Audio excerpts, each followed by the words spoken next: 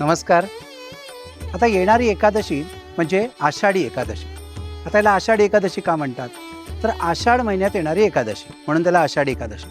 पण त्याचं खरं नाव जर का ऐकलत ना तर ते आहे देवशयनी एकादशी. आता देवशयनी याच्यामध्ये पहिला शब्द येतो देव. तर देव शब्दाचा मूळ धातू आहे दिव. दिव म्हणजे प्रकाशापासून बनलेले. आता हे शयन करणार आहेत म्हणजेच काय होणार आहे?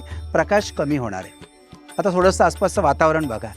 तुम्हाला बघायला मिळेल की बऱ्याच दिवसांमध्ये अगदी ह्या महिन्यामध्ये बरेच दिवस हे वातावरण हे ढगाळ आहे, फारसा प्रकाश नाही आहे आणि अशा ठिकाणी सूर्याकडून आपल्याला मिळणारी जी ऊर्जा आहे त्याचं प्रमाण अगदी कमी झालेलं आहे.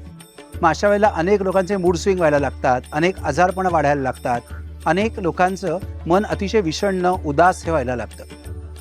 मग ह्यासाठी म्हणून काहीतरी खास करणं आवश्यक आहे आणि म्हणून ह्या काळापासून पूर्णपणे उपासना म्हणजे स्पिरिच्युअल प्रॅक्टिस करून खूप मोठ्या प्रमाणात सूर्याकडून मिळणारी ऊर्जा, ज्याला आजच्या काळात आपण आध्यात्मिक ऊर्जा असंही म्हणतो, ती त्या ठिकाणी कमवली जाते. आणि मग त्यामुळे पुन्हा एकदा ऑरा मोठा होतो, चक्र मोठे होतात आणि आपल्या आयुष्यावरचा आपला कंट्रोल किंवा आपल्या समस्यांवरचा आपला कंट्रोल हा अनेक अनेक अनेक पट वाढतो. आणि म्हणून ह्या देवशयनी एकादशीपासून कार्तिकी एकादशीपर्यंत चातुर्मास हा आपण त्या ठिकाणी पाळतो आणि सगळ्यात जास्त सण, सगळ्यात जास्त उत्सव हे ह्या कालावधी आपल्याला बघायला मिळतात.